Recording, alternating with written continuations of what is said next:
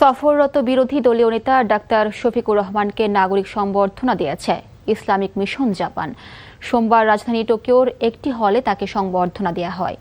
অনুষ্ঠানে উপস্থিত ছিলেন জামায়াত দলীয় সংসদ সদস্য সাইফুল আলম খান মিলন এবং ব্যারিস্টার মীর আহমদ বিন কাশেম আরমান। সভাপতিত্ব করেন ইসলামিক মিশন জাপানের কেন্দ্রীয় সভাপতি হাফেজ মাওলানা সাবির আহমদ। সংবর্ধনার জবাবে দুর্নীতিমুক্ত সুশাসন ভিত্তিক মানবিক বাংলাদেশ গড়তে সংসদের ভেতরে বাইরে লড়াই অব্যাহত রাখার প্রত্যয় জানান ডাক্তার শফিকুর রহমান।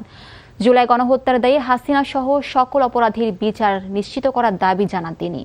প্রবাসীদের প্রতি জ্ঞান ও দক্ষতায় নিজেদের এগিয়ে নেওয়া, রেমিট্যান্সের মাধ্যমে দেশের অর্থনীতিকে শক্তিশালী করা এবং উচ্চশিক্ষা শেষে দেশে কিংবা প্রবাসী থেকে দেশের উন্নয়নে ভূমিকা রাখার আহ্বান জানান জামায়াত আমির।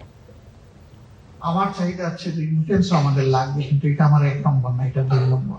আপনারা আমাদেরকে কিছু মেরিট রেমিট্যান্স করেন,